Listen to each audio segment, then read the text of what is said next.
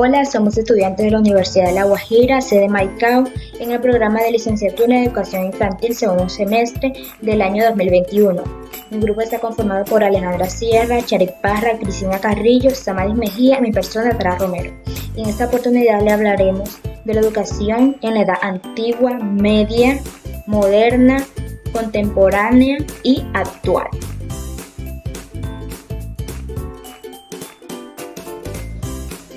La filosofía en la educación en la edad antigua. Aquí se dio la invención de la escritura, surgieron civilizaciones. La iglesia tenía gran influencia en esta época, tanto en lo político como en lo religioso. La educación se adquiría de acuerdo a las clases sociales que empezaron a ser determinadas en esta época. Se utilizaban métodos didácticos que todavía se siguen empleando, como el ábaco, las piedrecitas de colores, las figuras, etc. Las escuelas eran en una plaza pública, luego más adelante se construyeron locales. En Egipto las enseñanzas se basaban en la moralidad y en las conductas correctas. Se transmitía la información en generación en generación. En Roma la educación tenía como objetivo el estudio de la lengua latina, la literatura clásica y la organización del gobierno. Uno de los representantes de esta época es Sócrates. Él enseñaba a los jóvenes de forma gratuita. Él dice que la dialéctica es el método de partida hacia el conocimiento, la cual se vincula la mayéutica. Él la consideraba la ciencia de su sistema de enseñanza, que corresponde al método filosófico utilizado por Sócrates, como el arte de ayudar a parir el conocimiento y la sabiduría, es decir, el alumno debe analizar e investigar el por qué, el para qué de las cosas, no conformarse con la simple información. La educación en la Edad Media. Los principales lugares de estudio fueron las escuelas monacales y las palatinas. Las primeras estaban situadas en los monasterios y en ellas se preparaban a los alumnos para la vida religiosa. Normalmente constaban de dos escuelas, la interior, que era únicamente para los futuros monjes, y la exterior, que preparaba a los futuros sacerdotes. El intercambio de ideas entre ambas ayudó a consolidar la enseñanza monacal como un lugar de expansión científica. Por otro lado, las escuelas palatinas también eran dirigidas por eclesiásticos, pero los estudiantes no tenían por qué ser sacerdotes. Los niños de la realeza eran educados por profesores de la iglesia y de la corte real, según el protocolo de la corte. Esto consistía en aprender a leer, a escribir, a luchar y a montar a caballo. Pero su educación empezaba por aprender a comportarse como miembros de la casa real. Por otro lado, los nobles eran educados por nodrizas y sirvientas. Estas eran supervisadas por una directora con una buena educación. Su cometido era convertirse en valiosos caballeros. Cuando los hijos de la aristocracia cumplían los 7 años, se contrataba un tutor para seguir con la educación del niño en casa, o bien se enviaba a este a casa de otro noble superior para que el aprendizaje del niño tuviera más nivel. Los primeros estudios eran prácticamente los mismos en las distintas escuelas. Esto constataban de gramática, retórica y el quadrivium. Más tarde se uniría la dialéctica y la lógica. En las escuelas normalmente había 3 niveles. En el de la iniciación se aprendía a leer, escribir, conocimientos básicos de latín y textos bíblicos. En el estudio de las artes del quadrivium se añadía el trivium, gramática, retórica y dialéctica. En el nivel superior se aprendían las escrituras como comentarios de orden gramatical, histórico y teológico. Todas estas materias eran enseñadas por medio de la escolástica, es decir, por la comprensión de la fe cristiana a través de la filosofía, para intentar lograr un acuerdo entre la fe y la razón. Los motivos del nacimiento de las universidades son diversos. Podemos destacar el cruce de ideas de múltiples culturas, como la latina, la cristiana, la judía y la árabe. Esto conllevará a un renacimiento cultural de concepciones e ideas, surgiendo con ello las primeras universidades a últimos del siglo XII y a principios del siglo XIII. Otro motivo puede ser la necesidad de crear un gremio para cuidar los intereses de los maestros y alumnos. Todo esto conllevará a que las universidades se expandan y se creen cabeceras entre ellas, las cuales mandarán sobre las de su alrededor. Carlomagno, quien se preocupó por las carencias de la educación de entonces y comenzó a hacer mejoras en ella. Él fundó una escuela palatina abierta para todos los niños nobles y obligó a la iglesia a acoger en sus escuelas a cualquier varón capaz de aprender. Apoyó y defendió a la Iglesia Católica y la utilizó para fomentar el aprendizaje y las artes entre sus contemporáneos. Fundó escuelas asociadas a las catedrales para educar a los cargos públicos y a los nobles con el fin de que se mejore el gobierno. Recopiló y codificó las leyes, lo que mejoró el sistema judicial. En la época moderna, la Iglesia Católica pierde parte de su poder en educación, naciendo el humanismo o el Renacimiento. El hombre ya puede investigar, pensar y cuestionar sin dejar de creer en Dios. Se forma al estudiante como un individuo libre y se aspira a construir una educación pública y gratuita. La mujer pudo tener acceso a la educación. En esta época surgen las escuelas de oficio en las cuales se enseñaba una determinada labor. Creían que entre mejor fuera la enseñanza se construían mejores seres humanos.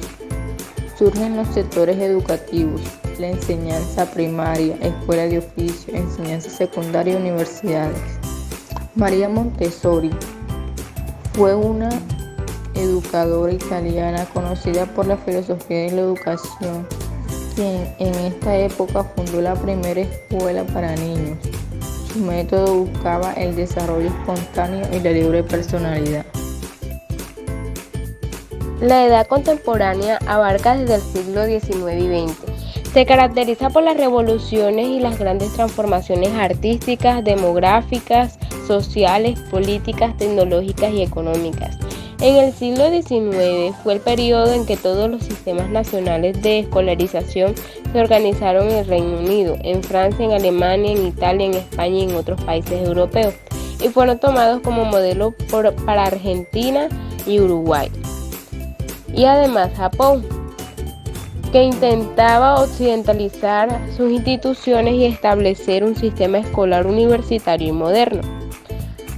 Los planes de estudio se desempeñaron sobre unas bases para mantener un orden de enseñanza de las disciplinas.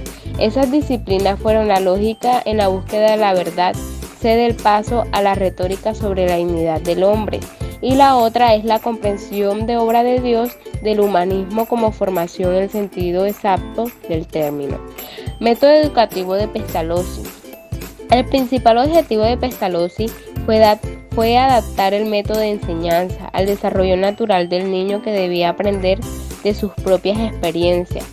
Este es el aprendiz que desarrolla sus facultades naturalmente, mientras el papel del profesor es ser circunstancia propiadora de ayuda. Para lograr este objetivo consideraba el desarrollo armónico de todas las facultades del educando, cabeza, corazón y manos.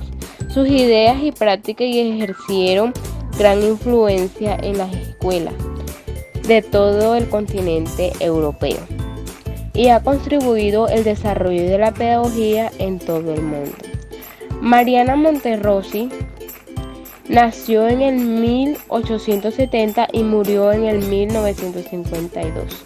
Fue una pedagoga más relevante del siglo XX. Introdujo la educación temprana, defendía que los conocimientos no debían ser forzados. El método de Monterossi está inspirado en el humanismo integral, en el que los seres humanos como personas únicas estamos plenamente capacitados para actuar con libertad, inteligencia y dignidad. La educación actual. El sistema educativo está conformado por la educación inicial, la educación preescolar, la educación básica, la educación media y la educación superior. En la metodología de la clase, el docente procura orientar y coordinar actividades en las cuales el estudiante tiene un papel central y participativo. Se dispone de diferentes recursos, entre ellos la tecnología, y se adicionan los tradicionales con el cual se promueve la experimentación, el diálogo, la verificación de aprendizaje y se basa en un enfoque globalizador, contextualizado y participativo. La relación docente-alumno se da de manera bilateral y se presenta más diálogo entre el docente y el estudiante. Algunos estudiantes le han perdido el respeto a sus profesores Es más, los padres de familia controvierten en muchos casos las observaciones de los docentes para favorecer a sus hijos. Nuestro sistema educativo actual está basado en la idea de que solo debe fomentar las habilidades académicas. Los planes de estudios están cimentados por materias, siendo las más importantes las matemáticas, lingüística e idiomas, dejando en fondo arte y danza que fomenta en mayor medida nuestra creatividad. En la escuela somos evaluados con exámenes y nos comparan para ver cuál de nosotros es más sobresaliente y que equivocarnos es lo peor que podemos hacer. A lo largo de nuestra etapa de estudiante se fomenta este miedo a equivocarnos hasta tal punto que cuando llegamos adultos hemos perdido toda la capacidad de innovar. Este sistema educativo ha tenido sus éxitos para aquellas personas que buscan un trabajo académico convencional, pero para aquellas que quieren llegar a desarrollar otras habilidades se queda corto, haciendo que muchas abandonen este proceso educativo. La educación debe fomentar la creatividad y la imaginación para que sea una realización más completa. Según Ken Robinson, la creatividad se aprende igual que aprender a leer. En este mundo tan cambiante donde la información se genera y se transmite a velocidad de vértigo, la escuela no debe limitarse a transmitir conocimientos, sino que también debe crearlos y compartirlos. La respuesta divergente, la búsqueda de nuevas preguntas y nuevas respuestas, la iniciativa emprendedora, son habilidades básicas e imprescindibles en nuestra sociedad.